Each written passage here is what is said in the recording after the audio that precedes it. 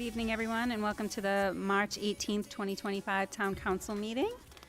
We'll start with roll call. I gotta get used to.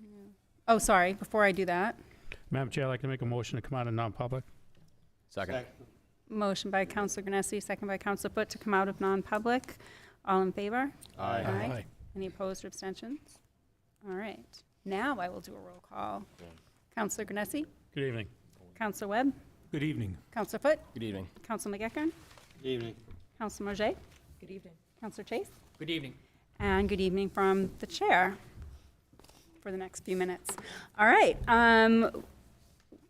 Councilor Chase, would you lead us in the Pledge of Allegiance, please? I pledge allegiance to the flag of the United States of America and to the republic for which it stands, one nation, under God, indivisible, with liberty and justice for all. All right. Our first order of business for the evening is our election of officers for the coming year. So I will start with, are there any motions for the chair position? Madam Chair, I'd like to make a motion to, for Councilor Foot, be chair. I second. All right, we have a motion by Councilor Granessi and a second by Councilor Webb for Councilor Foot as chair. Do we take other nominations before voting if there are any, or do we vote on that? I just asked for others, right? Are there any other nominations? Hearing none on the motion. Councilor Granessi? Yes. Councilor Webb? Yes. Councilor Foot? Yes. Councilor McEachern? Yes. Councilor Mojay? Yes. Councilor Chase? Yes. And chair votes yes. Motion passes 7-0.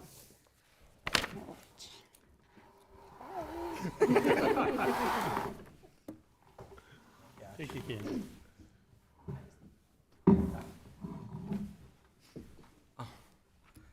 Thank you, councilors. Councilor Spencer, thank you for a great year so far. No, you did a great job this past year, so you should be made aware of that. You did a very good job and it's high standards to fulfill. Is there a nomination for Council Pro Tem? I nominate Dave Grunice. Second. Okay, nomination for Council Granessi and seconded. Is there anyone else? Okay, and the motion, Council Granessi, Yes. Council Webb, Yes. Council Spencer, Yes.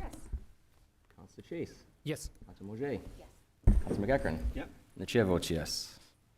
Congratulations, Council Granessi. Thank you. Third signatory. Is there any nominations for that? Chair, I'd like to nominate Councilor Spencer for that. Second. Okay, we have a motion and a second for Council Spencer for the third signatory. Anyone else? On the motion, Council Granessi, Yes. Council Webb, Yes. Council Spencer, Yes. Council Chase, Yes. Council Mojay, Yes. Council McEachern. Yes. And the chair votes yes. Congratulations. Oh, yeah. You almost did everything. Almost. Is there a motion to open public forum?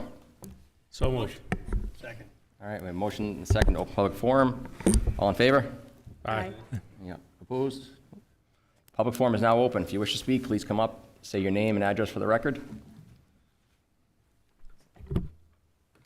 Echo. Do you know if it's echoing? Good evening. Good evening.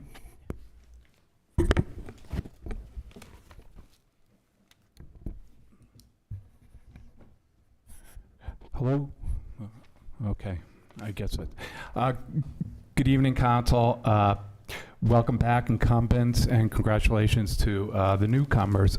Congratulations, Mr. Chair. The easy part is over. The Name and address election's for the record. over. The hard Diesel. part is yet to come. Name, address. Oh, sorry. I got caught up with the microphone. Jim Dietzel, 1100 Drive. The hard part is before us now. Now you have to serve. Now you have to govern. Now you have to come together as a team. It is very helpful to have differing points of view. It's healthy. It's natural. We need that. But based on some of the observations of past behavior and comments, public comments and private, I think you're going to have a hard time doing it. In fact, I don't think you can.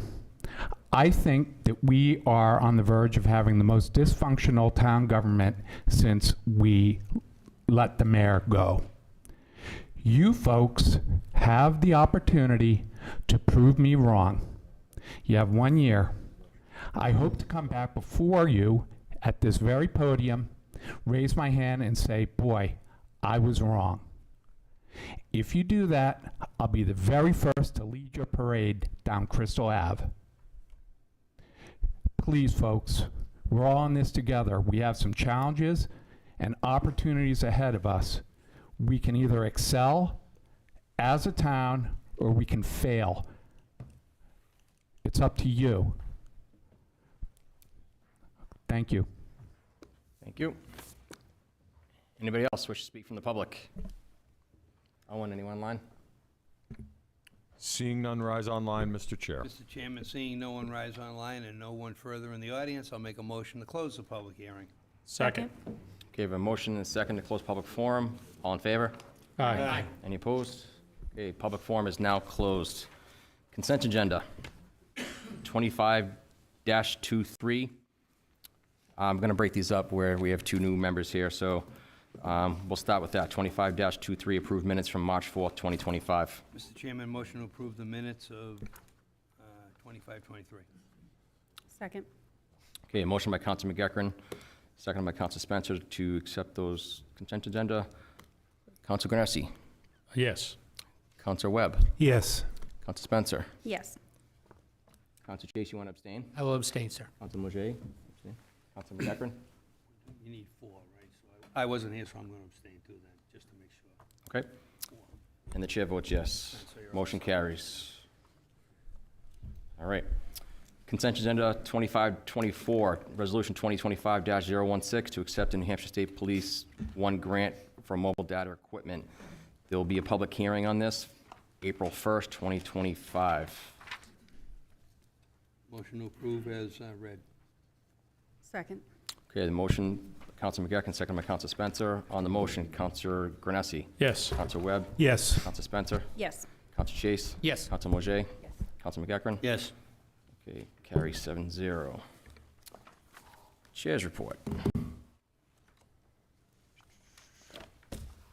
All right, we will do the assignments for the liaison positions. Hold on. So, Conservation Commission. I was on that. If no one wants that, I will take that again. Congratulations. Thank you. Good luck. Derry Housing Redevelopment Authority. That was Council Webb. Yes. Want to stay on that? Any objections? Okay, Congratulations. Council Webb. Derry Public Library, that was Council Spencer. Is there any change with that? I would like to keep that, please. Okay, congratulations. Fiscal Committee, that was Council McEachran. Is there anyone that wants that? Sounds good to me. All right. Heritage Commission, previously Council Webb.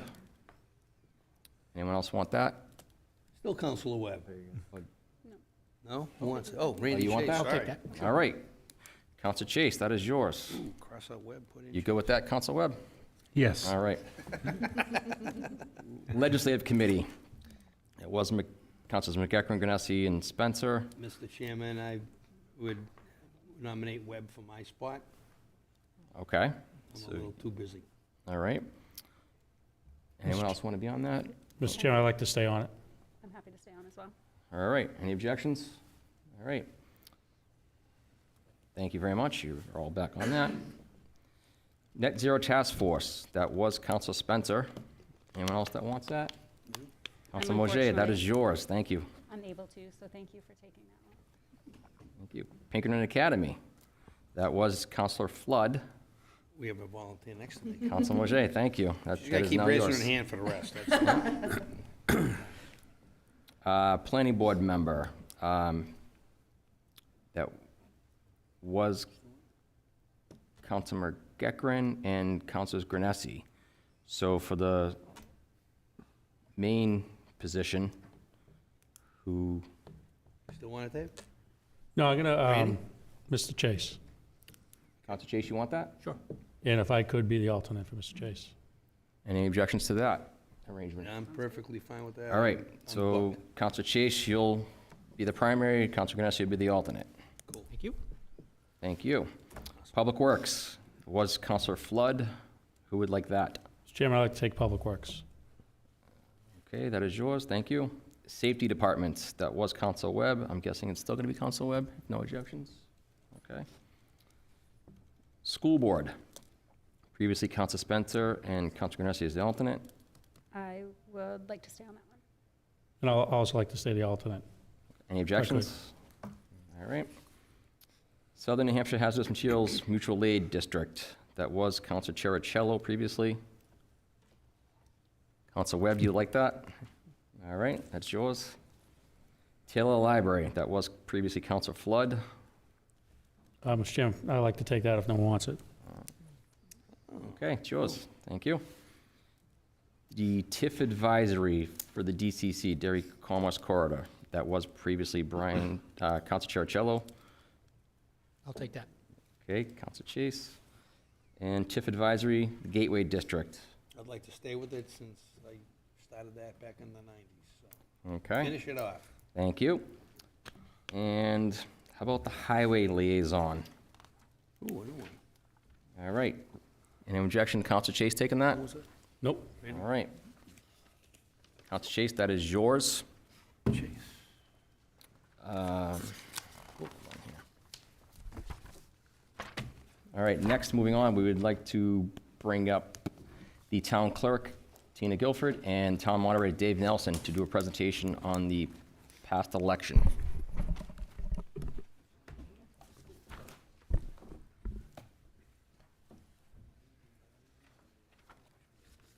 No, I don't.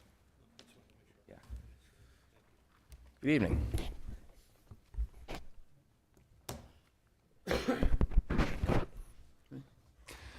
Thank you, Mr. Chairman and members of the council. I'm going to give you some wrap-up notes from our recent town and school district election.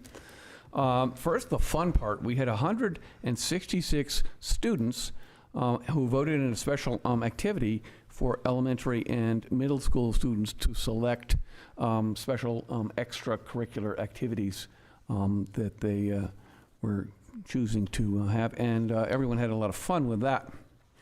When we get to the more serious part, we had 1,975 voters cast ballots. We had 14 new voters registered on Election Day. And I would be remiss if I didn't give deep thank you to a large list of folks. First of all, my fellow election officials, the Tina Guilford, the town clerk, and her staff, the supervisors of the checklist, the town council members, who many of you were there, and school board members who also participated and helped out. So thank you all. We need you there, and appreciate your contributions. Also, the poll workers. We can't do anything without the folks who check folks in and count the ballots and make sure that everyone is hydrated and fed and all the other good things. So we have a very good cadre of poll workers in town, and I hope that they're all going to continue to work with us on future elections. We appreciate them deeply. Derry Public Works, who did yeoman service with putting up the signage around town, the reader boards, to let everyone know there was an election, transportation of the equipment to the polling place, the setup, and the tear down of the polls, which happened after normal working hours, so we appreciate all of their contributions. Our first responders, fire, police, and emergency management departments who staffed and kept us safe, organized, and well-lit and protected. So we thank them very much for being there all day long. We'd like to thank the DerryCAM folks, Mr. Preventure and his staff, who televised 2 candidate forums for us, a school forum and a town candidate forum, as well as providing election night coverage of the results. And that's always, again, a little bit of a late night duty, and we appreciate that extremely. The town council and the executive staff who provide the funding and support and infrastructure to make our elections happen and make it convenient and approachable and available for all folks who want to come and vote. And of course, the voters of Derry. We wouldn't have an election if we didn't have voters. So I thank everyone for turning out. It was a very nice day, and we didn't have record turnout, but we had a steady stream of folks. So I appreciate everyone who did show up. In terms of what went well, the voter flow was very smooth. There were very minimal lines. Everything got done in a very expeditious fashion. The new ballot machines performed very smoothly. Everyone seems to like them. Poll pads continue to show their value in getting people in and out of the venue very quickly. The same-day registration went smoothly with very minimal issues. And the voter information communications were effective regarding the new machines and how they worked and how you had to wait for the green check before you put in your second or third ballot. And the new laws, the new state laws, which caused some confusion for some people, but it was not a major issue overall. So I want to thank everyone, and I will be happy to take any questions. Councilors, questions? Okay, No? Thank you. so now we're going to talk about the elephant in the room, and that is voter turnout. Multiple counselors have reached out to me. What can we do to increase voter turnout? So what I want to do is I want you to take a good look at that graph. The orange is the total voters at that time. The bluish black color is the actual voters that came out and voted.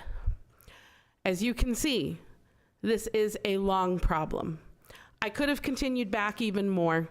Our town and school elections are just, we don't get a big turnout. They come every year, just like Christmas, only on the second Tuesday in March. So, what do we do now? Our election is mentioned at every town council and school board meeting from January to March. The website had 18 election-related alerts from January to March 10th that went out to everyone who signed up for e-Notify. We had signage around town, at the Rotary, police station, the banner at the dog park, various town properties. That signage that we have purchased, think of it like a candidate sign, the one at the Rotary and the one at the police station, they're 4x4s. We, for long-term usage, keep reusing them. We just update the date. We had 4 mobile message boards around town and the central fire message board. We had the library and the opera house with their visual boards. The transfer station posted signage. They actually printed out our election poster and they put it on the cork boards in between where everybody dumps their trash. We had the candidate forums that were, in person. We had live available, obviously, for questions, and it was available for on-demand viewing with DerryCAM. And it was posted on social media, not just through my town clerk page, but through some of our town pages as well. Multiple postings. One thing we did not do is the code red, what we used to do years ago. Well, that was when we were dancing around and going from election location to election location. It doesn't qualify as a code red when it's just the regular standard election in the standard place. So what can we do, right, to increase turnout? There are a few different things. One is a town newsletter. So in reaching out to various towns in the last week and speaking to a lot of town and city clerks around the state, towns that had a little bit higher turnout than we did and higher percentage, a lot of them have a town newsletter. It's a newsletter that's available on the website and then gets printed out and is available, say, at town hall, at the library.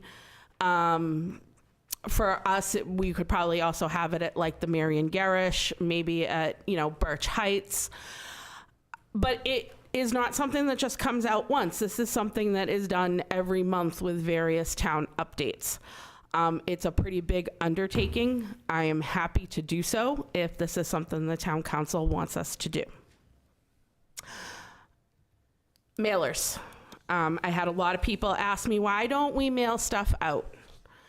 So a 4x6 postcard, it's not a big money in printing, but it's a lot of money in postage. And this was done on the current checklist, which has 21,311 voters. A 5x7 type of postcard mailer, which is a little bit bigger. Again, those are, prices that I got from a couple of different companies. I kind of rounded a little bit. It's a big expense, and I don't know that there would be a big return on investment. I did have a brainstorm of an idea, and I'm gonna let our town administrator expound on it. It's called Over the Street Banners. If you've been in downtown Concord by the Holiday Inn, the city of Concord invested on 2 black poles either side of the road with cables, and they usually advertise all community events there. And that might be something the council want to consider. There's actually 2 locations we can fund from our TIF districts. One is over here on Broadway, and the other one upon completion of the Exit 4A corridor somewhere where Folsom Road begins. So it's something to consider. If the council wants to look at it further, we can go out and get price estimates and logistically where it would be located. But that might be an opportunity not only to advertise the elections, but other community events for Derry. And the last thing I can say is save the date, March 10th, 2026. We already know when it is. In fact, on the town website, I have already updated the offices that I know are going to be available, so people can peruse that at their leisure. As soon as the absentee ballot application is available from the state, I will post that as well. I'm really not sure what else we want to do. I've had multiple people tell me that voters only come out when they're angry at the local elections. I don't know if that's true or not. I will tell you that it wasn't on the graph, but 2015, our special election, we had over 6,000 voters come out. And I know a lot of people were very angry then. So I don't know what the solution is. I am game to try whatever this council would like to try. Just be cognizant of the fact that there is very little we can do for free. Most of it is going to cost funds, and I don't know what kind of return on investment we'll get. But we are not the only town suffering from a low voter turnout, and I'm happy to take questions. Councilors, questions? Council Spencer. Thank you, Mr. Chair. I don't so much have a question. I just want to say thank you for brainstorming and taking the time. I think after every election, we hear the same thing. Nobody knows. How did we know to vote? We have to do something better. As you said, this election is the second Tuesday of March every single year. And at some point, we all as voters have to take responsibility for ourselves as voters.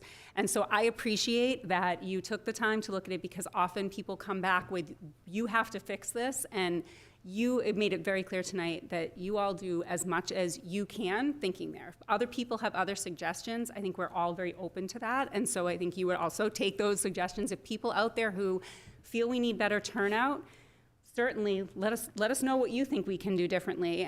Tina, as you can tell, has put a lot of time and energy into thinking about this, and I appreciate that you brought some new solutions for us all to think about. So I just wanted to say thank you for doing that. I will say, I did have a resident today say that the town should have a suggestion box here at Town Hall to take suggestions from residents. I don't know if the council would appreciate that, but it was just an idea that a resident had today. Thank you. Council Webb. Yeah, I know that in the past, one of the things that have helped voter turnout has actually been done by some special interest groups. I don't know if we could do it ourselves, which is basically contract for public transportation for that day. And to have a couple buses. Don't know if the cost or if it's even feasible to hit some key locations in town, whether it's Bunker Estates, Kendall, 7 Kendall Pond Road, Pillsbury, Abbott, 5 Hood Road, Finch Court, that area, Fairways, Aladdin Village. So you do know, I don't know if you're Yeah. aware, we only had, 100 or so absentee ballots. I do go to various places, nursing homes. When residents call and they need an absentee ballot and they're homebound and they can't even fill out the application, I do drive to their home. Yeah. So I've been to most of those addresses. I know that in the past, groups have had pretty good success of running buses from those locations to get people to the poll. It was almost a social event for them, and they did greatly appreciate it. Well, I will tell you that Birch Heights sends the bus here to Town Hall for them to vote absentee, and they have a party in the lobby. So, Anyone else? So, yeah, thank you both for all your efforts and, thinking outside of the box and doing your due diligence and looking at these issues. I'm going to agree with Council Spencer. I think there has to be personal accountability and responsibility when it comes to voting. There's only so much we can do. Personally, I'm not a fan of the mailers because of the cost expense and it's just not going to, to me, it's not going to be as beneficial. The newsletter, I mean, take a poll on the councilors what they think about the newsletter idea. You guys for it or? Yeah. Councilor Garcia? A lot of time, probably not going to get a lot of bang for your buck. I think it's worth it to try it. But again, it is a lot of work, and I think if Tina came back to us in 2 months and said, "Whoa, I didn't realize this and this a lot," we can do what we can do. I've talked to 7 different towns that have given me 7 different templates on how they do it. Like I said, I'm happy to put something together and come back in front of the council with what that would look like for Derry. And if you guys want to move forward, I'm game to do so. If you don't, that's entirely up to you. Councilor Garcia? I like the idea. I like the idea of the newsletter. I'm wondering if we can make that like part of like a school project also, like to help you do that. Like an I afternoon can reach school out to project or something. Pinkerton and see what they might have. They've been very helpful with us with elections. We had another Pinkerton volunteer this election. They've been very supportive. I do spend a lot of time going there in April for Social Studies Week. So I am, I'm happy to reach out to them and see if they have anything through one of their groups that they might be interested in. The newsletter, looking at some of the different ones from different towns, a lot of them involve reaching out to a lot of the nonprofits in town and just collating together all the different events. And then people start to look for it because they know all the events are going to be listed. So I'm happy, like I said, to work on that. There is a bill in Concord, so we definitely cannot electioneer. We can only give information. So we definitely don't want to tread that way. I had some residents reach out to me, why can't you put candidate bios on the website, that kind of stuff. That all ventures into electioneering. So we don't want to do that, because that would put us afoul of state law, so. Anyone else? Councilor Webb? Oh, Councilor McEachran. I personally like the idea of the banners. Dave, if you wouldn't mind, Mr. Chairman, if we could get a copy of that. Sure. I mean, that's something you're going to drive underneath. Mr. Chair, if we could have proximity to the time. microphone, please. Sorry. The cost of the banners would be nice to know because that's something that it's just low-hanging fruit and easy to update every year. And some towns actually put up, I saw some, because I was digging through all sorts of pictures to find some good pictures. Like the summer concert series, we could get one printed and put it up for Parks and Rec, that kind of thing. There, some towns actually make it available for various community events where that community event pays for the banner and to put it up. I don't know how far the town wants to go with that, but, we do have a lot of events in town. It would be yet another advertisement. When I brought the idea to our town administrator, he said that it was doable, so sure him and Mike can work on that. Right. Councilor Webb? Yeah. I like the idea of both the banners and the newsletter, and it goes into one of my pet peeves, which is that media does an absolute abysmal and piss poor job of covering local events. It used to be that you'd look at like the Derry News or even the Union Leader, and they were much thicker, and they actually covered issues like the planning board. They actually covered who the candidates were. They actually covered issues. They appeared at meetings like this. And unfortunately, I don't think that's going to change. I think complaining about it won't do any good. And I think that maybe taking on the newsletter to supplant the lack of local coverage by media is a really good idea. Right. Anyone else? So, Sorry, I just want to say, just to throw out there, I think it sounds like there's a few different things on the table, some that we like better than others. With is this something that we're putting the budget together, we don't know where we'll end, but maybe include that line item of whatever we're calling it, right? Kind of election advertising or election education or whatever we're going to call it, and then we can kind of have more conversation about really how much money we want to put into that. right.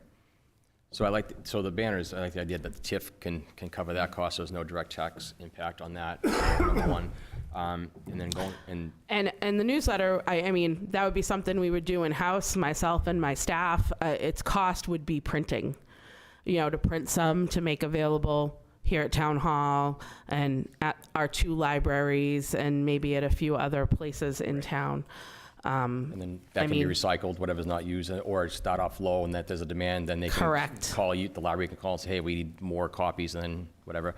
And also the workload, I think, if it's monthly, sounds like it might be a lot, so maybe even like a quarterly Yeah, I think I would start quarterly quarterly, and then expand it from there. right, and then also maybe have some, just thinking outside the box here, have like the town administrator, any things going around town, like that, people who don't come to these meetings, don't watch the meetings, can have a recap of the. So it's hard to see, but there's different things are covered.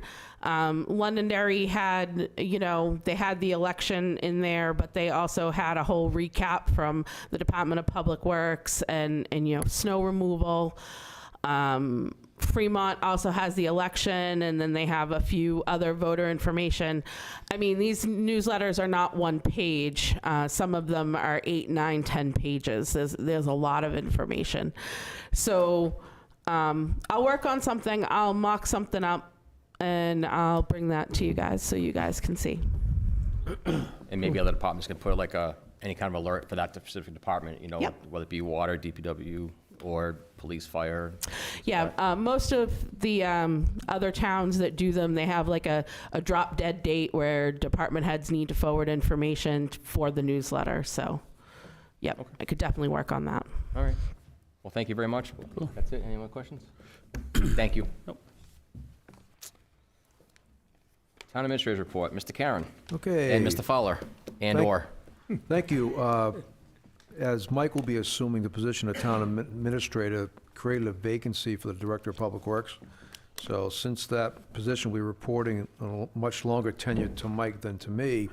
I asked Mike and our Human Resource Director to coordinate a search, and they brought back a recommendation, which I wholeheartedly endorse, is to promote our Deputy Director of Public Works, Tom Carey, to the position.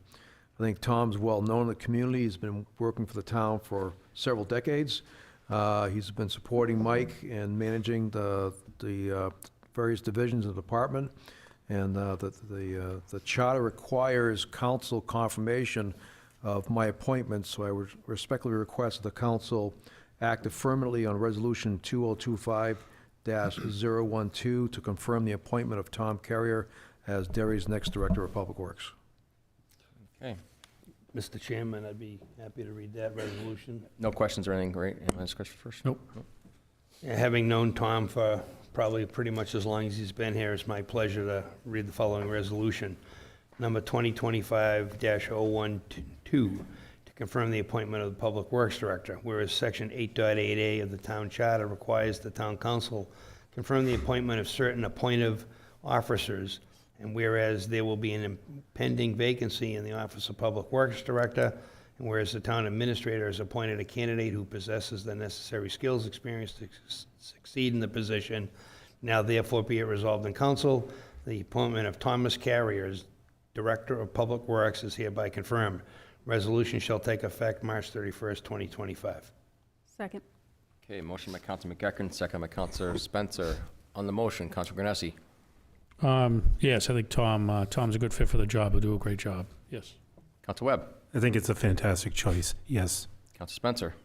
I'm just going to say yes. Councilor Chase. Yes. Councilor Mojay. Yes. Councilor McEachran. I'll also say yes. I'll say yes, and I agree with what the council said. Great choice. Congratulations, Tom. Yes. Tom could be with us tonight. He's having more fun than we are, so Yep. Yes. good for him. He's celebrating. Yeah, absolutely.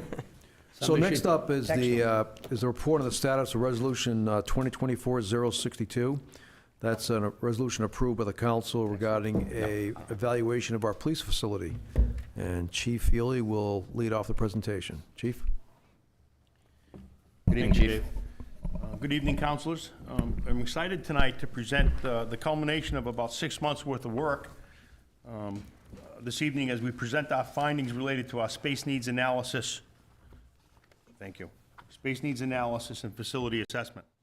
You have before you a staff report that's quite lengthy. I won't go into all the details on that, but in the interest of time, please allow me to highlight the salient points before we get into the findings. In 2025, the town council set as its #1 priority a goal to examine the police department facility needs moving forward. Our needs are, of course, exacerbated by the looming construction of Exit 4A and its effects on access and egress issues for our police facility at 1 Municipal Drive. Last year, the Department of Transportation paid damages of roughly $194,000 to the town for a strip of land adjacent to Folsom Road that they needed to take for the Exit 4A project. Subsequently, this council authorized us to use $87,000 of that funding to conduct this analysis that you'll see tonight. Separately, the council, with council authorization, the town signed an MOU with the landowners behind our building, Stinson Hills Development. The purpose of the MOU is to eventually swap land with the landowner in the town when we take custody of frontage lots on Folsom Road. That land swap cannot occur, however, until the completion of Project B, which is not slated to be complete until June of '28. We then contracted with LaValle Brensinger Architects, who worked with our staff to develop the work product you'll see this evening. Please allow me to introduce Robert Robacek, Principal, and John Adams, Senior Project Manager of LaValle Brensinger Architects, to begin the presentation. And I'm told the consultants will take questions anytime during the presentation, but we'll certainly answer questions at the end of the presentation.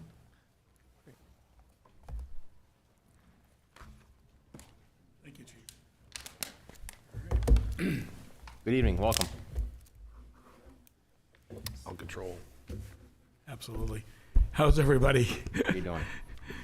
This won't be a spirited conversation as it was about the voting outcome. I live in Londonderry, and we share your concerns. My name is Bob Robacek. I'm the Civic Studio Leader for LaValle Brensinger. I'm also the lead of the Public Safety Studio. And John, if you... Yeah, I'm John Adams. I'm the Senior Project Manager on the project. I work on the primarily public facility design.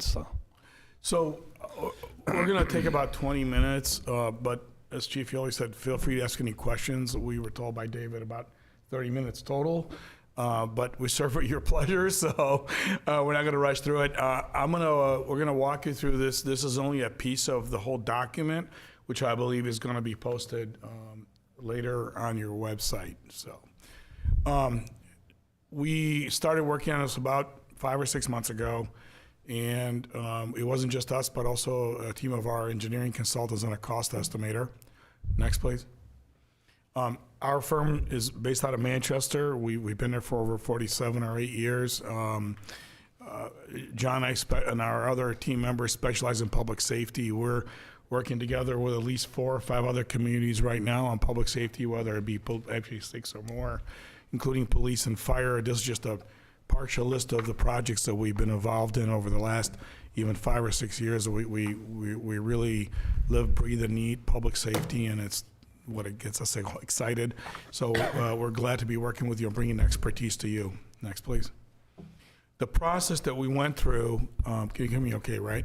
The process that we went through was doing a conditions report, which was done by our architectural and engineering team partners to look at the existing building, both the original and the addition that was built, I believe, in 2005 or 6.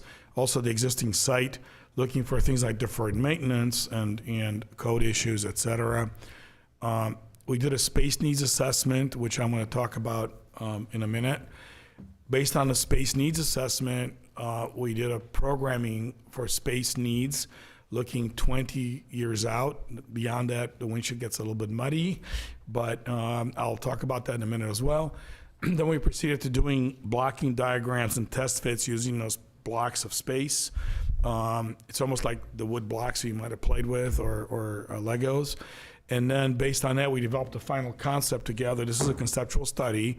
Nobody's going to build a building straight out from this, but it's a strong start, right?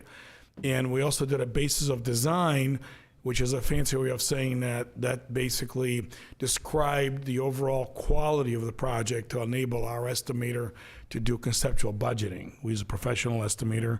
We've been working with him on probably over a dozen projects in the last 4 or 5 years, all public safety. He's based out of Bedford. And then the final package and presentation. So that's the process we went through. The presentation is tonight, so here we are. Next, please. So we started out with doing a questionnaire with the chief, the captain, and his command staff.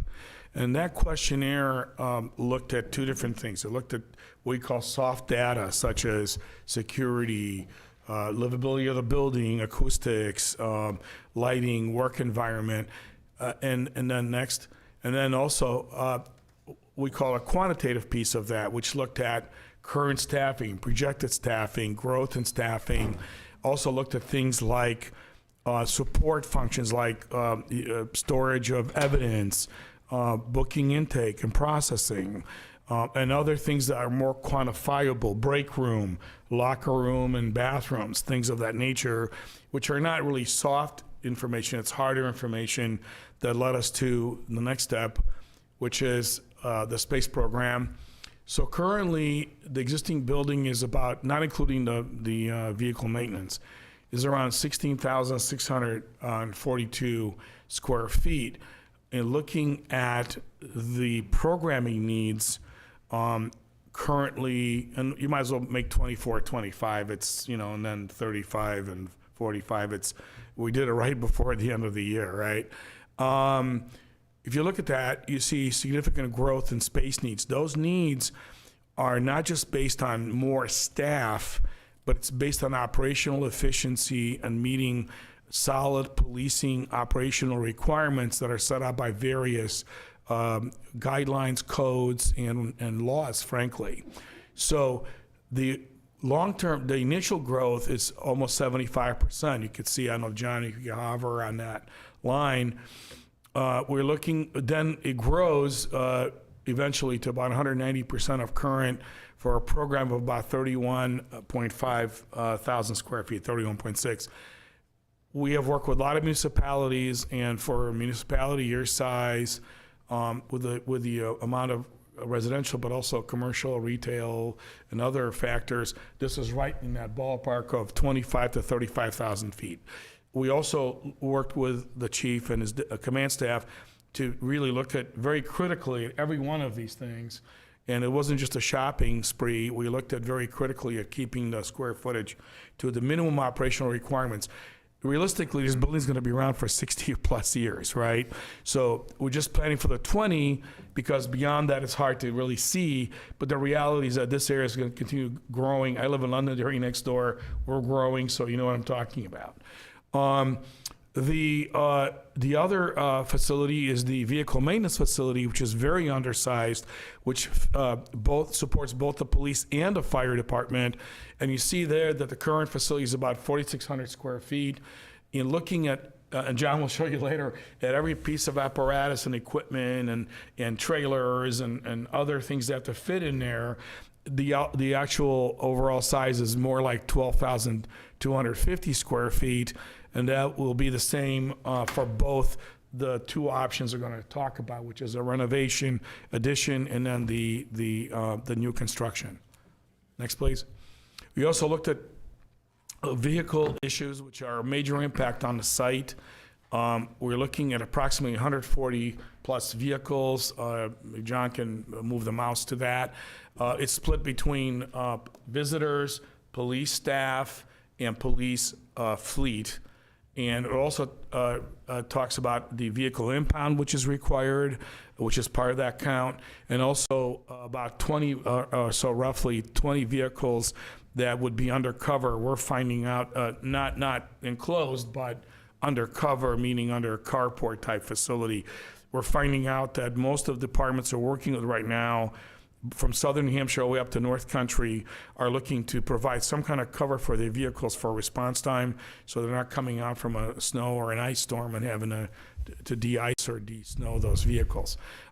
John's going to talk about later about the separating for security purposes of the public from police staff and police vehicles, which is critical in designing a modern police facility, not just painting a line on the driveway saying at this point on, this is a secured area, so, which several of our clients actually have, and I believe you might have as well. Next, please. So John's going to talk about the two options briefly, and then we'll talk about the budget, and that'll be the end of our presentation. Any questions so far? Yeah, I do. Go ahead. So covered parking, not a garage, solar panels on the roof? Absolutely. There can be. There can be. And actually, you could put them on the building as well, Yeah, but and is John this- will mention that. So are solar panels part of your cost projections right now? Say that again? Are the sorry? solar panels part of the cost projection right now? Correct, no. No. That would be an owner expense. Right. And to answer your question, a lot of our clients look at that, and there's two ways to go about it. That they can either own the panels or lease them eventually. So we generally don't put that in the budget unless the client tells us that they want to actually own them. So, Yep. but the answer is yes. Anything else? Take it away, John. Good evening. So this option right here is for the new construction. This is the site plan proposed. So what you see from left to right is the new 3-story building. What we did was we made the footprint efficient so that we can maximize the site, so that we can provide the proper amount of parking that's required for the space program. Within this site, we're providing utilities such as the radio antenna close to the building so that we can minimize wiring. We've accommodated the generator, the trash recycle, things like that to the left. To the right of the property is where we would house the new maintenance garage that would support the fire department and police. But this whole entire area would be secure for PD staff only. We've looked at both entrances for visitors and PD. The new entrance off the main road would be the main entrance for visitors along with PD, but we also are going to maintain the municipal drive for a second means of egress for PD. Within this secure parking in the center is the 20-car parking spot. And again, it's a carport, which we could support solar panels on the roof. And then we also have auto impound over here to the top right. Here you're looking at the main floor. What I'd like to try to do is identify colors. So on the left is yellow, which is primarily common public space, which will house a training facility for up to 50 PD seats, which also has support space for interview rooms, bathroom facilities, a kitchenette, so it's like a one-stop shop. The red dashed line represents a security point for regular hours, so that visitors can't just go throughout the building whatever they want. They need to be escorted. The black dots are representing service windows for the public. So when they do visit, there's one of 3 that they can stop and get service, which would be from dispatch or records, which is basically in the middle here. And then records is on the exterior wall. In the back, we have booking and intake, which will provide a 2-car sally port, which currently the PD has only 1 right now. And then a property evidence, which is providing high-density storage, which is maximizing storage space. It's 80% more than regular shelving. And then they also have a processing bay in the back for 2 vehicles or motorcycles, trailers, all that stuff. Second floor will house investigations and detectives up here on the top left. And then on the right is patrol. We strategically placed patrol adjacent to a stair so that we can minimize response time down to the cruisers. And then in the front, we provided agility and fitness adjacent to lockers, showers, and toilets so that they didn't have to go up and down or cross, throughout the building after they're working out. And then on the top floor, the 3rd floor, is primarily administration, which is going to provide all of the officers the proper offices for any sort of meetings. We have a command conference for up to, I think, 12 or 16. And then in the back, we have some open roof area, which is going to be mainly for mechanical, but we also have some optional space for solar panels and a possible roof deck, or could be all solar panels. Whatever option we go with is definitely possible. And then what we also want to show is some exterior renderings. This is a rendering looking at the main entrance. What Bob and I have done is selected durable materials that will last the 40 to 50 years of the building. Primarily on the bottom at the entrance is concrete block. And then we have brick with a metal panel. What we wanted to try to do is use the Derry architecture and try to integrate it into this new design so that it fits within the town. It wasn't going to be a modern type building. We want to try to make it pleasing to the community. What we also provided was elements of security around the building, like granite bollards, granite benches, and planters, which will prevent any sort of vehicle, damage to the building. The next view is looking from the booking and property evidence side, almost from the main entrance as you enter the facility, which to the right you can see the booking and property evidence. Also, there'll be some additional car parking spots along with some of the granite bollards and stuff for security. Any questions so far on the new option? Councilor Spencer. Thank you. Just because this is a current issue, I just want to ask for kind of thought process on the locker rooms.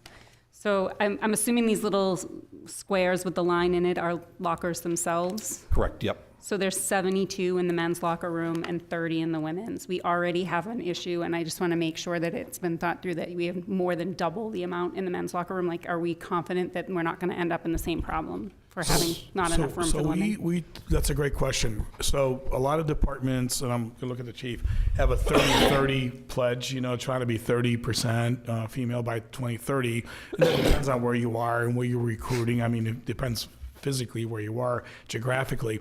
We did work very closely with the chief and his command staff to take into account those projections. And I would say that ratio is pretty much what we're seeing in most communities. So, but we did take that into account, yes. Okay. Absolutely. Thank you. Councilor McEachern. So a quick question. I did some calculations here. Why is the new building 3,407 square feet smaller than the renovation?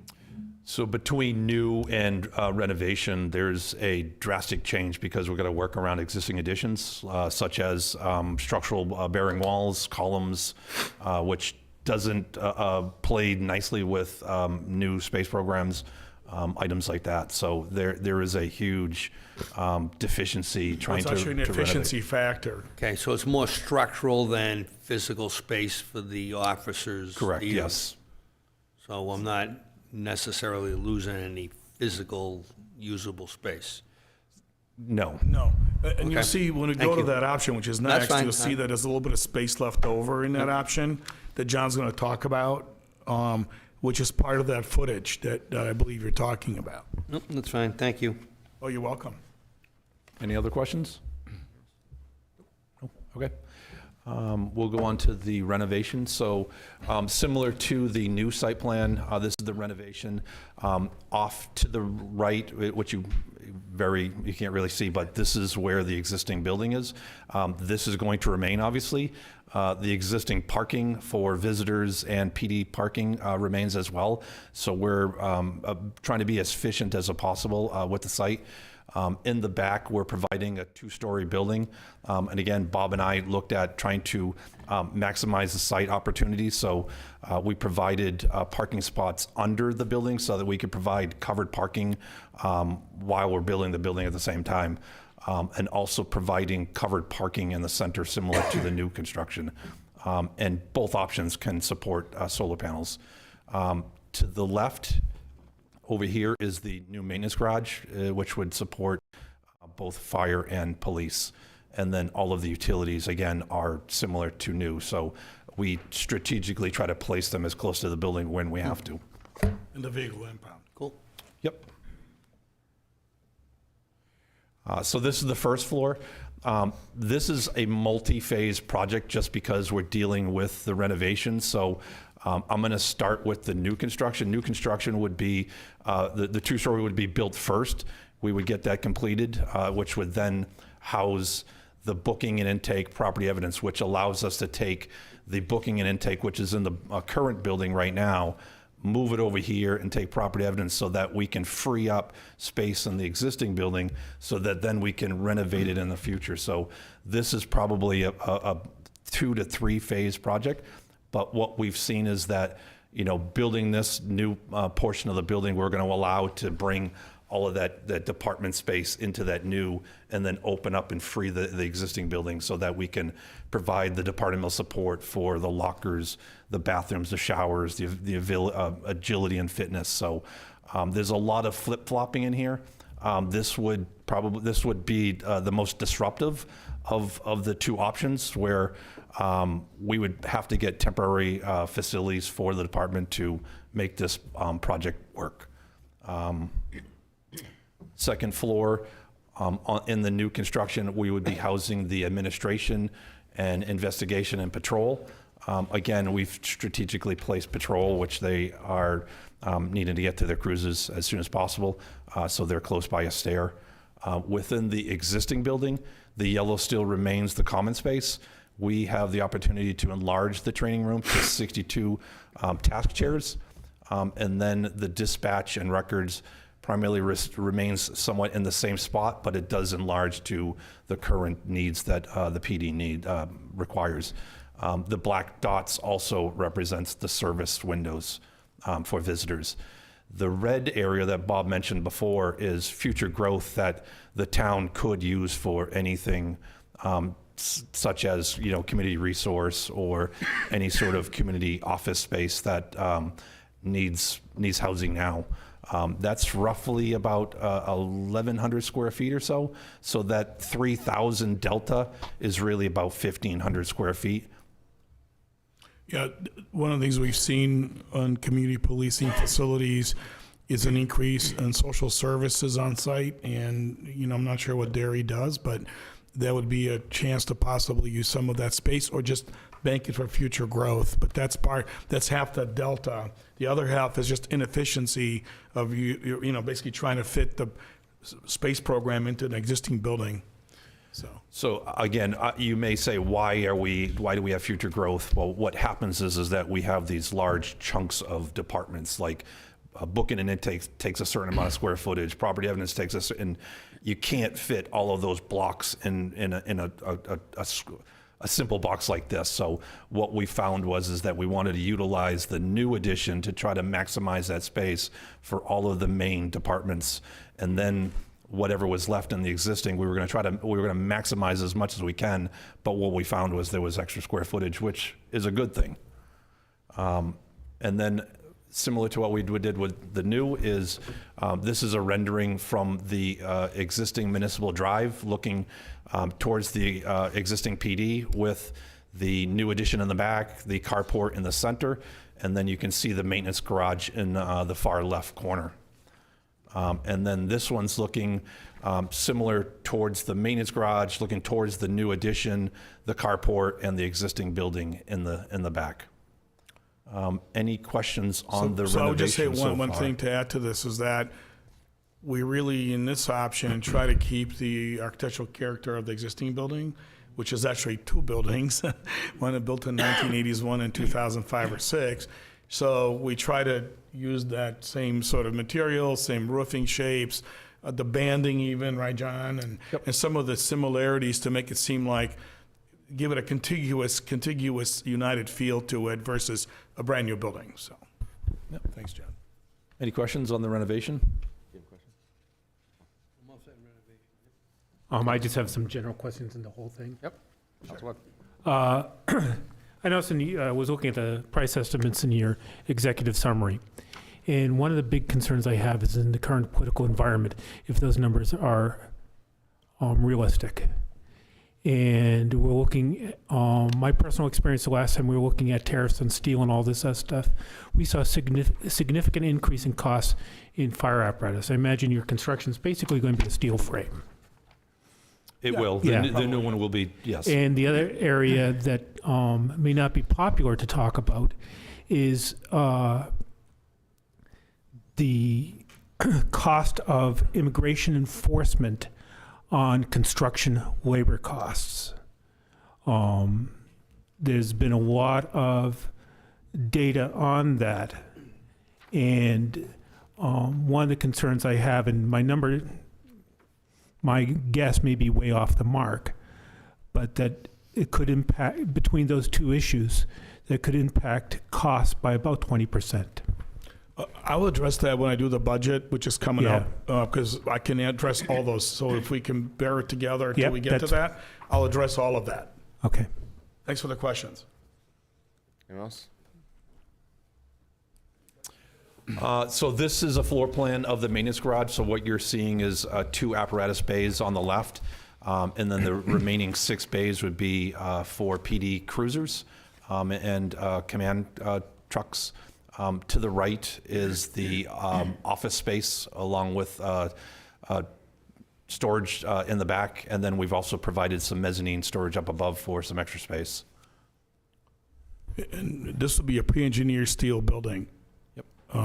Much as the current one would be.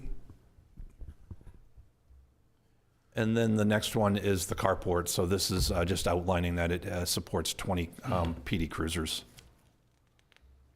And then we got the budget, Bob. Right, so I'll address the budget questions, but I'll address those towards the end. I'm not gonna read every line item. I'm gonna have John point to the areas, but we have renovation addition on the left, and on the right, the new construction. I'm just gonna hit the highlights.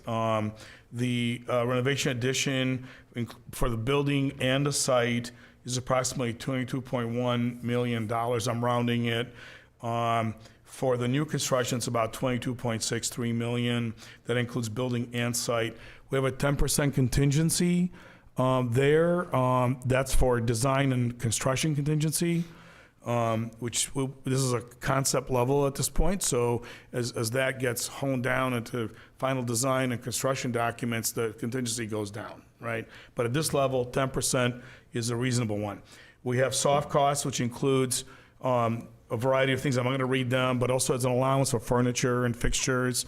And there was an issue on another project here in town, so we were asked to take that into account. And the soft costs are about $6 million. Roughly 6.1 on the reno addition, and about 6.2 on the new construction. So the total project cost was about $30.42 million for the reno addition, and the new construction at about 121. So the delta really is about $700,000 between the two. The vehicle maintenance facility is the same for both. It doesn't really change. The costs are benchmarked for mid-2026. That's what we were asked to benchmark. Going forward, it's a 4 to 5% escalation. That's what historically we've seen, other than not 2020 to 21 when the COVID numbers hit. There's no way to predict that, obviously. We recommend the new construction. It's a lot more efficient. It's a better space. It requires less phasing. It requires less time. The renovation requires 7 to 8 months extra time at a minimum, and probably 3 to 4 phases at a minimum. Less disruption to the police department. The police department has to be operational 24/7, 365. So the less disruption, the better. I mean, that's a key issue. The chief can speak to that. So let me address the questions from the counselor. So obviously, nobody can see in the future of steel tariffs. They may be gone in a week. That could be around for 3 months. We have a couple of projects breaking ground actually that are steel. And one is in Rochester. It's a courthouse. It's hard to say. Our estimator is a professional in the industry. We've been working with him for over 20 years at least. He also works as an owner's project manager, so he's out in the construction sites. He's hands-on. He's not just pulling some numbers out of a book.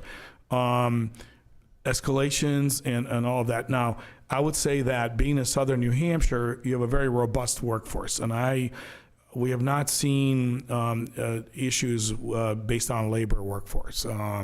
Part of it has to do with the economy and how busy the economy is at any given time when this project might hit the street. And if you're fortunate to start construction at a time when the economy is level and it's not booming, like it was in 2015, 16, 17, when you couldn't hire anybody to do anything, frankly, that's going to have a major impact. So when you buy the project out, might have an impact. But I would say the tariffs, we don't know. The labor force, I don't think is an issue personally, and I don't think it would really impact the project. And that's the end of our presentation. If you have any questions from us before, I believe David has some things to cover. Councilman McGregor. So Dave, I know this isn't scheduled anytime soon, but could we run some estimates for bonding, just so we can see some numbers? Yeah, if we can go to the next slide. Oh, I'm sorry, maybe I missed it. So these are the project takeaways that your staff has come through, is that this is obviously the top priority established for the council for goals and objectives. What we've noticed is minimal cost difference between renovation and new construction. And when you consider the additional cost of the timing of renovation and also the displacement, possible temporary location, that the cost order of magnitude estimates at this point, they're virtually identical between each one. Right. Now, as you know, the Exit 4A corridor is going to be under construction in front of that building. It'll be constructed, completed in June of '28. We think that's going to increase the value of that site. So one of the 3 tracks we need direction from the council on is recognizing this is a long-term solution for space needs. Does it make sense for us to invest time and to see if there are other better alternate locations than the current location? Even with our memorandum of understanding with Stinson Hills to grab that additional backland on a resolution approved by the council late in 2024, it is a difficult site. If you notice currently where the station is, there's a valley where the vehicles are parked, and then up in the back, the grade rises again. So we think it might make sense for the council to direct us to look at other sites to see if it makes sense on a long-term basis. So my personal opinion has always stood that I'd like another site. So on a personal level, I have no problem with that, but given the cost estimates, I'd also have no problem building a new one, because I actually think the renovation is going to end up costing you more than the new building because of the displacement and the time sensitivity of moving people around, and then the unintended costs of moving people around while there's things going on in town and the officers have to do it. So I'm actually quite surprised at how close the costs were, which therefore makes the new building far more likely candidate in my mind. and I've always been a fan of moving it somewhere else in town. That's me personally, you got 6 other opinions. Council Spencer. Thank you, Mr. Chair. I just had one quick question on the breakdown.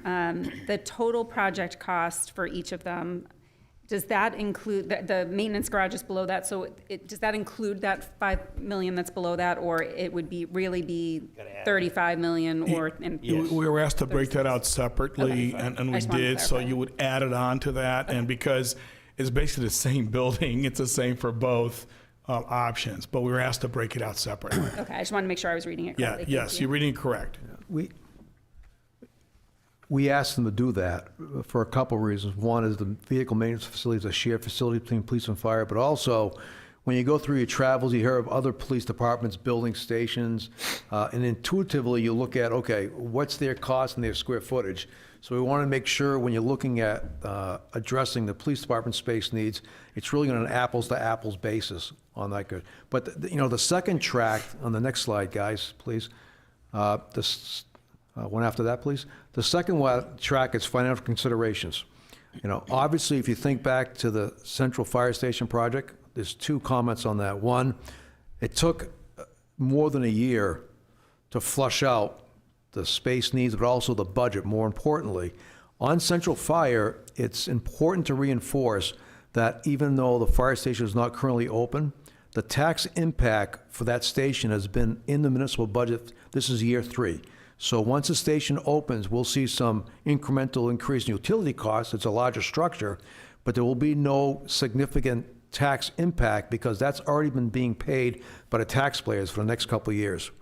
We're starting to do a budget now for FY26. This project will not be in that budget. Again, we need time to flush this out, particularly recognizing that the voters supported a significant improvement bond for our schools. So we'll have to work with the school district to understand what that debt service schedule is when we start looking at the impact to overall taxpayers of this project somewhere down the line. And again, we're looking at about a 4 to 5% increase in costs every year given current trends. So one of our tasks, if directed with the council, will be to return to the council with different options regarding funding and timeline. And if you go to the last slide, please. Thank you. The next step is timeline. What we suggest is that the actual report, as a result of this work product, is very lengthy. So we'd like to post that on the website tomorrow so the citizens can have an opportunity to review it, understand it, pose any questions. Again, we're looking for direction as to alternate locations and any other issue you want to look about. And so we suggest that staff would develop a financial plan, options regarding how to pay for this, the timing, locations, return back to the council. There may be a point, as you recall, is that when the DOT purchased the land from the town of the police station, they paid about $194,000. We've used $87,000 of that. So we'll have an interactive process with the council. If we find locations that may be attractive to us, we may return to the council to use some more of that money, very small compared to what we just went through, to do site analysis to make sure that if there's a site that's attractive to us, that it's also feasible. So there's really 3 tracks: is the funding, the location, and the timeline. Councilor Grassley. Thank you, Mr. Chairman. So I spent 2 days over the weekend. I've read this like four different times because I went through this back in the 80s where I used to work. We did an addition to the building, and it was it disrupted the whole place. So I'm all for building a new building for a couple of reasons. One, for less disruption. 2, to renovate the old building. You have the existing building. How old is it? So you have 2 older buildings. You have a brand new building, and then 5-10 years down the road, you're gonna be fixing the older building and newer building. Better off with a whole new building. I do like the plan. It gives a lot of space. Definitely more secure because the police facility now, I mean, it's the secure inside secure, but the parking lot isn't secure, and I'm all for that. As far as moving it, I'd be up for moving it too, but I would defer to the TAs and the chief and his command staff to figure out a central location, because where the PD is now, I think it's in a great location, you know, for response time and stuff like that, and, you know, in the town. So I'm not sure, like, where else in town we can look, put a new building. But Council Webb. I'd like to explore the options of relocating as well. Again, you know, we're in the exploratory phase, but that chunk of land, I mean, we don't have a lot of available land in town. We're really, Exit 4A is really going to be more of a redevelopment for us. And I can remember, you know, hearing prior council chairmen talk about that chunk of land and saying, you know, if Derry was ever to put a hotel in, that's the chunk of land that would probably work the best. So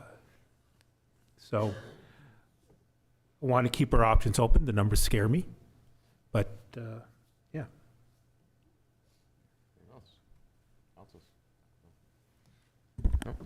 So yeah, I agree with everything that you stated. The numbers are very shell shocking. But yeah, so I think we need to vet it a little further and have the staff look at those other options. Yeah, if I make a suggestion, I think, as you know, April is budget month, so we'll be involved in the budget. So let us circle around with the staff, get a timeline for looking at those three tracks, and I suspect that we'll probably have more focus on them beginning in May, when the council acts on the FY26 budget, and that's now behind us. So if that sounds agreeable, we'll plan on that time frame. Right. So the current station right now is what, 40 years old?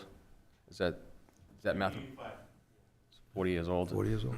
And the typical life expectancy was what you guys were saying, 50 years-ish? So, Yes. Okay. All right. Yep. Anyone else? Thank you. Thank you very much. It's been Thank a you. pleasure, Thank and you. we appreciate it.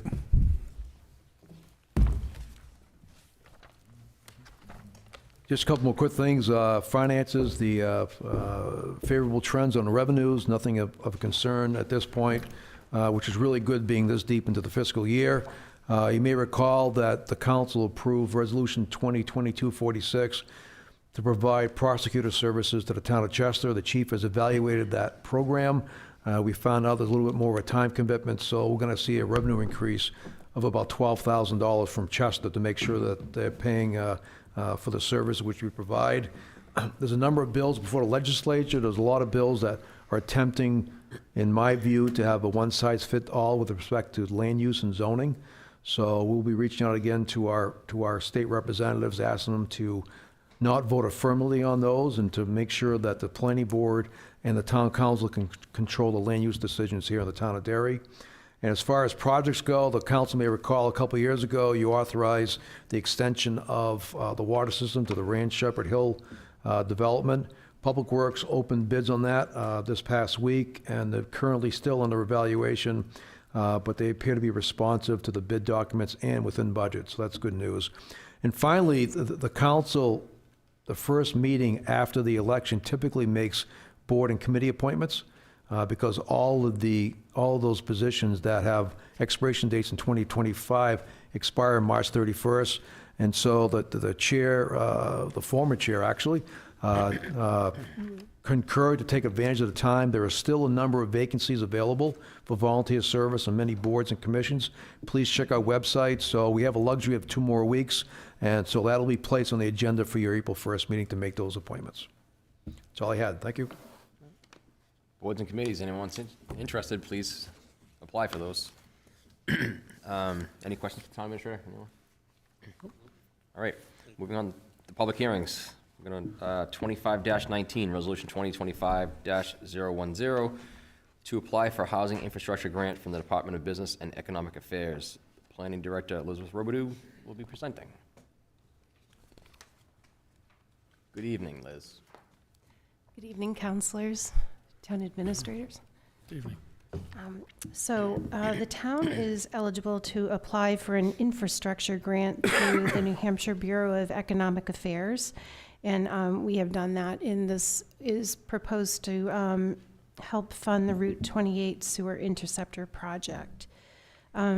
Receipt of any funds would assist the town with completion of the project.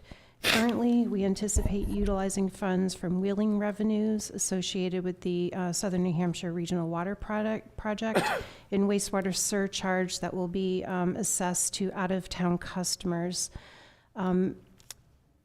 Additionally, there is the town had been awarded a $3.2 million congressional directed spending grant to help support the project. This entire project is about a $7 million project, so any little bit will help us. It would be an amount that we would not have to bond. Because the town is housing champions designated through BEA, we're eligible to apply. They have a pool of $3.5 million for infrastructure projects throughout the state. We applied for 3.1.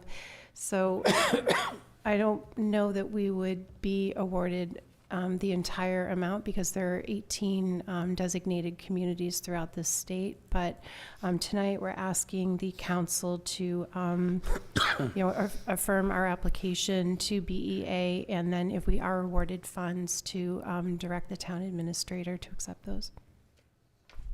Okay. Mr. Chairman, I make a motion to open the public hearing. Second. Okay, I have a motion to open public hearing by Council McEachran, second by Council Spencer. On the motion, Council Grassy, Yes. Council Webb, Yes. Council Spencer, Yes. Council Chase, Yes. Council Mojay, Yes. Council McEachran. Yes. And chair votes yes. Public hearing is now open on this matter. If you wish to speak, please come up, state your name and address for the record. Anybody online? Seeing none rise online, Mr. Mr. Chair. Chairman, seeing no one online and no one jumping to the forefront, I'll make a motion to close the public hearing. Second. Motion by Council McEachran to close public hearing, second by Council Council Spencer. Council Grassy. Yes. Council Webb. Yes. Council Spencer. Yes. Council Chase. Yes. Council Mojay. Yes. Council McEachran. Yes, sir. And chair votes yes. Public hearing is now closed in this matter. Councilors, any questions? For Liz? No questions? Thank you. Mr. Chair, if there's no questions, I'd like to make a motion to adopt resolution number 2025-010 to apply and accept a housing infrastructure grant from the Department of Business and Economic Affairs. Whereas section 9.15 of the town charter authorizes the town council to apply for and accept grant funding. And whereas the town and its master plan have identified the extension of sewer on Route 28 as a critical component of the town's economic development strategy.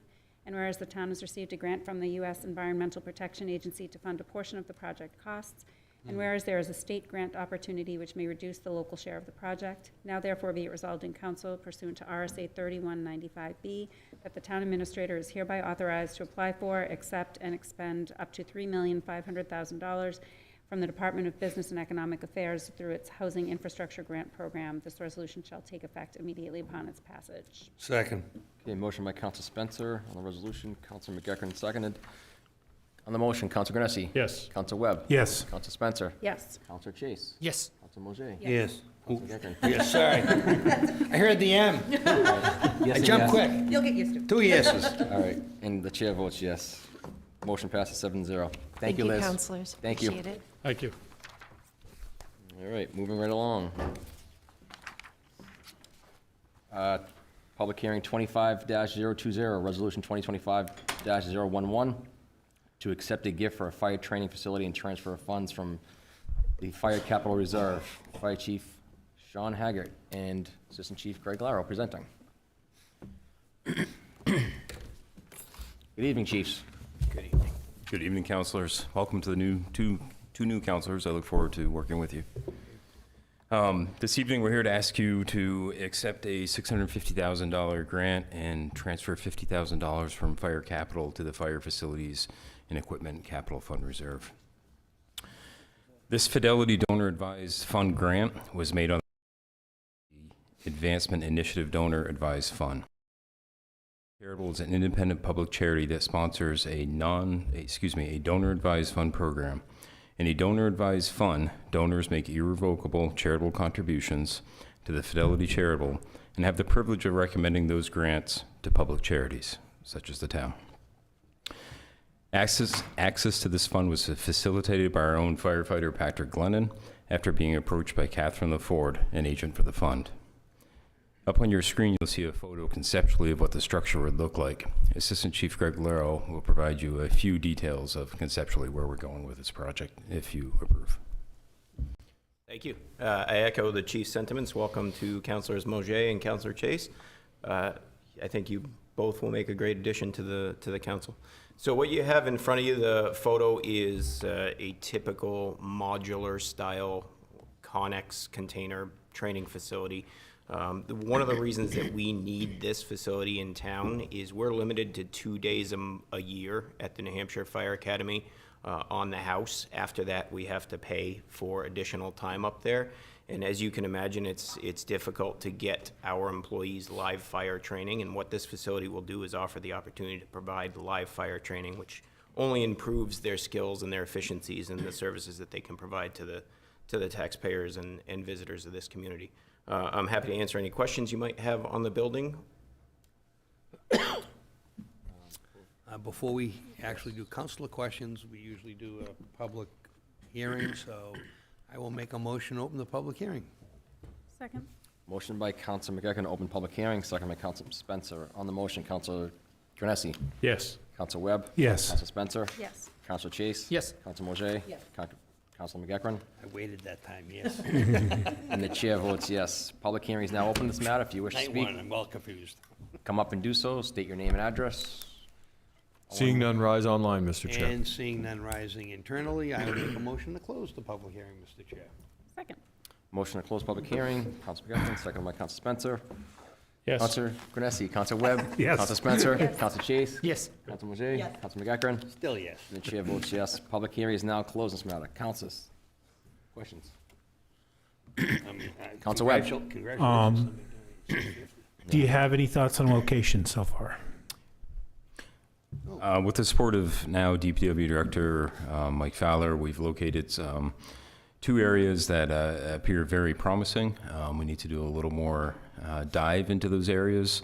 Those areas are generally in the area past the dog park. So yes, we have some promising leads. Property is currently owned by the town. Yeah.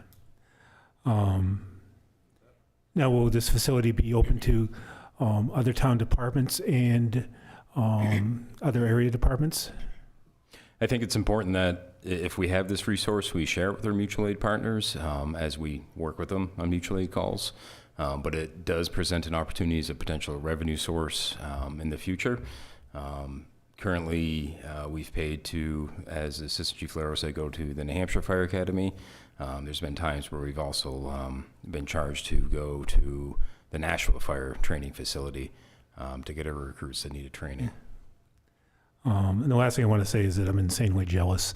It's an As excellent as 17 years as the training officer, I would have loved to have access to this type of facility. So I would really want to thank firefighter Glennon, who did the legwork and got this resource for the town.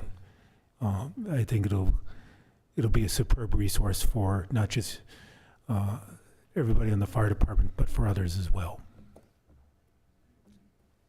You can always unretire and go back and use it. I can't. I'd have to resign from this and wait a year by Gotta wait a town year, charter.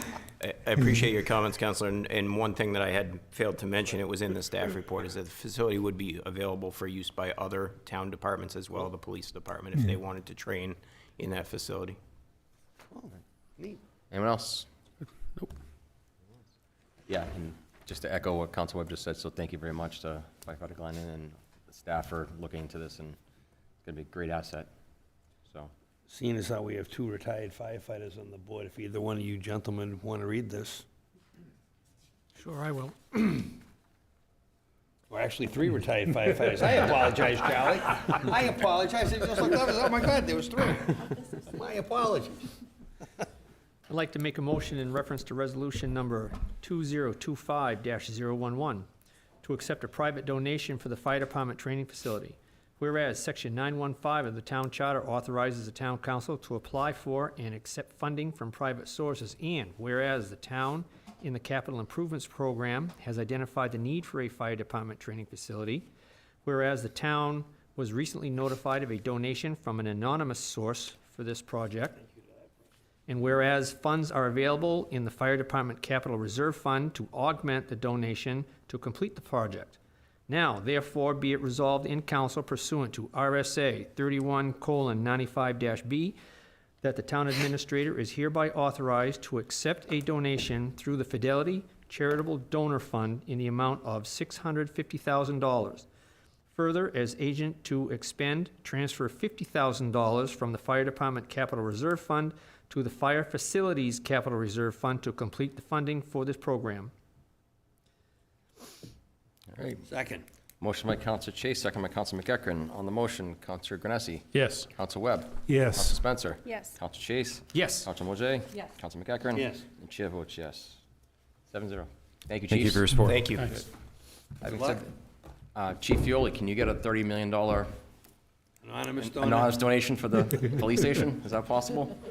Start working on that. Put that on the to-do list tomorrow morning at 8 a.m. No Staff pressure. meeting. No pressure. New business, 25-25. Resolution 2025-013 to set the compensation of the town clerk. Mr. Karen presenting. Thank you. Part of my responsibility as town administrator is to help establish salaries for elected, appointed persons. Elected officials, though, that salary is determined by the town council. So we recommend that you adopt resolution number 2025-013, which will set the town clerk's annual compensation at $66,053 for FY26, which will bring the compensation within the range for the town clerk in the non-rep plan, which was approved by the council last year.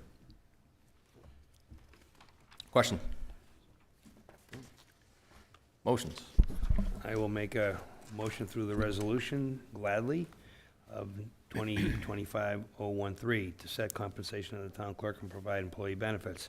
Whereas Section 5.1 of the town charter designates the town council as the governing and legislative body of the town, and whereas Section 8.6C of the charter empowers the town administrator to fix the compensation for all town officers, employees appointed by the administrator, and whereas the town clerk is an elected official whose compensation is not fixed by the administrator, doing so therefore legislative action is the duty of the town council.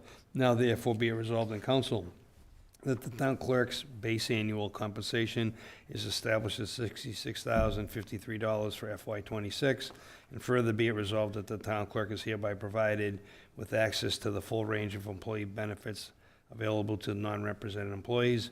Resolution shall take effect July 1st, 2025. Second. Motion by Counselor McEachran, second by Counselor Spencer. I was waiting for it. On the motion, Counselor Granessi. Yes. Counselor Webb. Yes. Counselor Spencer. Yes. Counselor Chase. Yes. Counselor Mojay. Yes. Counselor McEachran. Absolutely. The chair votes yes, 7-0. 25-26, Resolution 2025-014, to authorize a lease agreement with the Upper Room at 36 Shenito Road. Mr. Karen again. Thank you, Mr. Chairman. With us this evening is Brenda Gugelsberg. She's Executive Director of the Upper Room. Some of you council may recall, we went through this just 3 years ago to extend the lease term back then. And Brenda will explain that the Upper Room is going through a process to look at improvements to their facility. They want to make sure they get an adequate time to use those improvements. Mike will tell you, as the manager of Public Works responsible for buildings, is that the Upper Room has been an excellent steward of that town facility. And so we're recommending a 30-year lease with the Upper Room. Thank you. Welcome to the new members. I'm Brenda Gugelsberg with the Upper Room, and probably 2-3 months ago, I was here talking to you about a feasibility study that we had done for our organization. After we had decided not to proceed with that plan, we continued to work on improving our environment, and we are looking at a grant right now that will do some modifications of our current facility.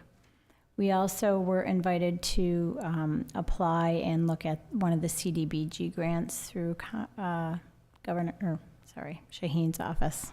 I'm calling her governor. And with that responsibility is the fact that we have to have at least a 20-year lease. So we are not able to apply for that grant until FY26, which is after July of this year. By the time that is approved, it could be 12 to 18 months. our current lease will be, it's 17, 16 years, right? Yeah. 2041. So I wanted to make sure that our lease would extend past that time if we decided to do the modifications to our space. Okay. Are there questions about that?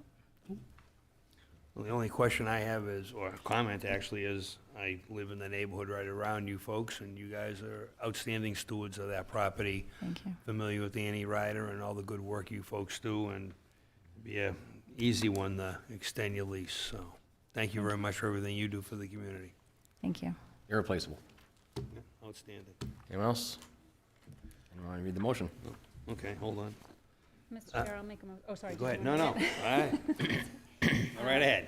Make a motion that we accept resolution number 2025-014 to authorize a lease agreement with the Upper Room at 36 Shanita Road, whereas section 7.1 of the town charter designates the town council as the legislative body of the town, and whereas RSA 4111A authorizes leases for a term greater than 5 years to be ratified by the legislative body, and whereas section 8.6D of the town charter vests jurisdiction over the rental and use of all town facilities under the administrator's control to the town administrator, and whereas the town is party to an agreement with the Upper Room for the lease of the town-owned building located at 36 Shanita Road, and whereas the Upper Room has received interest from supporters to donate funds for capital improvements to their facility, and whereas the Upper Room plans to invest in significant capital improvements and seeks an extension of the lease with the town, now therefore be it resolved in council that the town administrator is hereby authorized to enter into a lease agreement with the Upper Room, a family resource center for property located at 36 Shanita Road under terms and conditions as set forth in the attached agreement. This resolution shall take effect immediately upon its passage.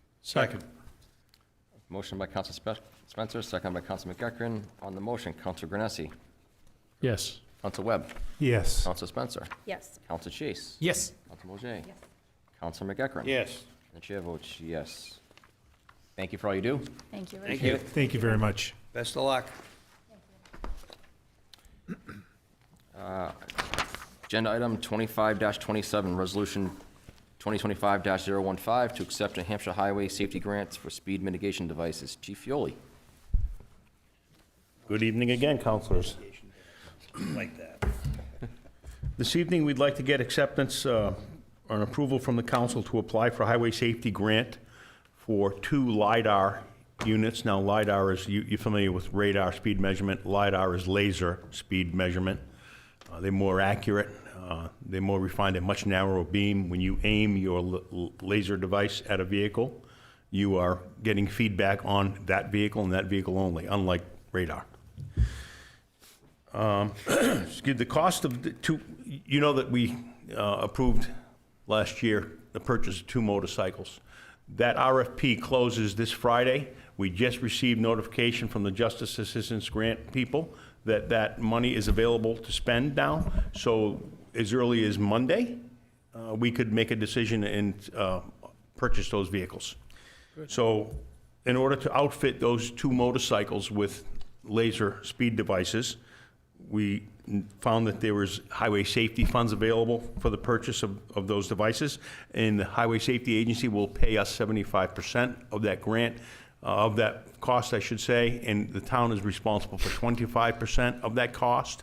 So each unit costs $2,250. There's some shipping costs in there, total of $4,600. The way that breaks out is the town would receive $3,450 from the Highway Safety Agency, and the police department would pay $1,150 out of our existing budget without impacting the tax rate. I'm not seeking any additional appropriations or additional funds. Happy to answer any questions about that.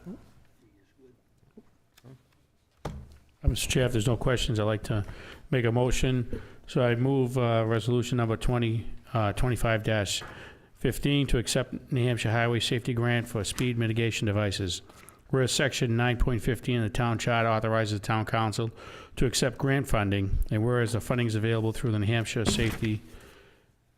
Highway Safety Agency, and whereas the town council previously approved the motorcycle patrol program under resolution 2024-069, and whereas the acquisition of ancillary equipment will enhance functionality and the safety of the travel and public in Derry.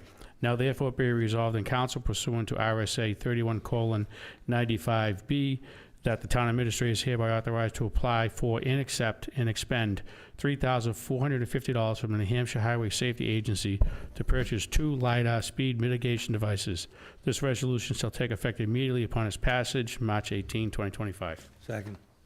Motion by Council Granessi, second by Council McEachran. On the motion, Council Granessi. Yes. Council Webb. Yes. Council Spencer. Yes. Council Chase. Yes. Council Lozay. Yes.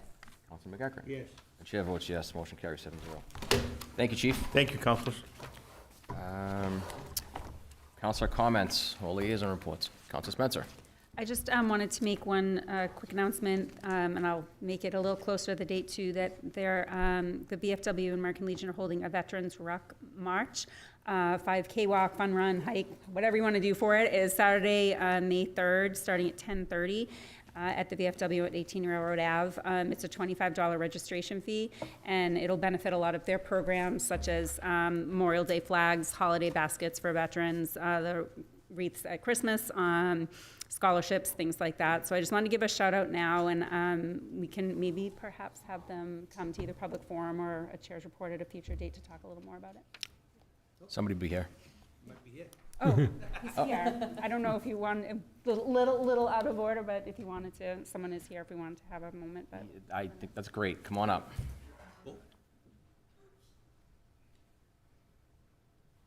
Normally have people wave from the audience.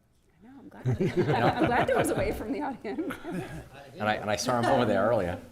Good evening, Council. My name is Dan Stowers. I'm here tonight on behalf of both the American Legion and the VFW as a member of both. Thank you for giving us the shout out. This is something that we come up with as a fundraiser. Really, when I pitched the idea to both posts, they supported it. My goals are threefold. One, obviously the money is important, but it's not our priority. Priority is we would like the community, the people in the town of Derry and the surrounding towns to look at those two organizations as more than just, it's where old guys go. They have a beer and they tell war stories. We wanted to raise a little bit of funds for the programs, and we say it's for the veterans. It's really, the money is not for the veterans, it's for the programs that the veterans carry out. So it's flags in the cemetery, it's wreaths at Christmas time. One of the things that shocked me when I came back to Derry was we have over 2,000 veterans' graves, and we can only afford wreaths for not even 15% of that. Some of the other things, the 2 scholarships that we give to Pinkerton students that are entering the trades, are also some maintenance on the rail trail. You see the benches there that honor those veterans from Derry that were killed in action. But the other goal that I had was I'd like to see Americans out there seeing the veterans carrying. We're handing out flags to each marcher. We want them to carry flags, and we hope to make this an annual event in the future so that it will sustain these programs, and we're not having veterans begging out at Market Basket to raise money to do these things for the veterans of Derry. So hopefully y'all can come out. You do not have to wear a ruck march or a ruck. You don't have to have 22 pounds in it. These are fundraisers that occur all over the country. So we're kind of going easy with this. We won't record or post anybody's time. So if you need this one as a warm-up, we welcome you to come out. How far is the march? It is 5K. We're going to start at the post. We're going to go out onto the rail trail to Bowers and then come back. We've had to do some creative measuring to get it 5K. We assured the Derry police that we would only have one road closure because we couldn't afford to get 2. So we're going to do some creative measuring there on Railroad Ave, coming back and zigzagging around to the parking lot. It's walking, right? Not running? You can walk, right? You can walk, you can crawl, you I was gonna say, can run it, you can walk backwards, you can, whatever you'd like. I've done 5Ks walking. What about It's not a good thing. volunteer opportunity? Is there any volunteer opportunity that you might need help with? We have a few. We have several veterans that are in. Well, they're not in such a condition to do the march, but they have actually registered for it already. we're giving away T-shirts to the first 200 people that register. So if anybody would like to volunteer, you can email me at derryworkmarch@gmail.com. And we've had a tremendous response from sponsors. Our goal was 8 sponsors. I just got the 7th right now, so we're doing great on sponsors. And how much are the sponsorships? 500. 500 gets your name or logo on the T-shirts. Great. Any questions? Cool. Thank you very much. Thanks, Aaron. Thank you. And we'll see you next month at the cemetery. All right. Anything else? Do you want to talk about April 5th? Yes, sorry, I was going to let someone else talk now too. I also would like to talk well, 2 things on April 5th. I was reminded, actually. I didn't take Yes. credit, so. 2 things on April 5th. One, there will be the marathon downtown. The cheap marathon will be happening in the morning, but more importantly, in the afternoon is 1 to 4? Yeah, 1 to 4 will be the 4th annual rabies clinic here at Town Hall. So if your dogs and maybe well-behaved cats need a rabies shot, we will be here. Great. Councilor Garcia. Thank you, Mr. Chairman. I have a comment. So I just want to reiterate what I said last week about Council Flood and Churchill. I just want to say thank them for their service. They did a lot for the town, and last 2 years I've been on the council, we've been moving forward in the right direction, and we have a great council. I welcome Councilor Mauger, Councilor Chase. I'm looking forward to working with both of you. I've known Randy ever since I've been on the planning board, and I met Michelle tonight. And I think we have a great makeup on the board, and I think that we're going to move forward, continue moving forward in the right direction, making Derry a better place to live and moving forward Derry, and I'm looking forward to it. So, thank you. Thank you. I would like to echo that. I'm sorry. So welcome both councils. It's a good opportunity to be involved, and we're going to do a lot of good things this year and the next 3 years. So enjoy it while you can. And I'm getting confused every time I get on there because Doug had no hair and I see hair. So it throws me off. I got to get used to it. So This used to be the bald side. yeah, it's the bald section over here. So. The bald side. I was trying to balance it off a little bit. Yeah. So it's throwing me off a little bit. So, do you councils have any comments? Yeah. So. Bald and bearded. Yeah. All shiny over here. You guys have any comments or anything? I have one. I'd like to thank the voters of District 4 for their allowing me to represent them, and I'll do the best that I can and represent them in the best way possible and make this a better place to live. Okay. All right. I can make the motion to adjourn You now can. if you'd like, Mr. Go right ahead. Motion to adjourn. Second.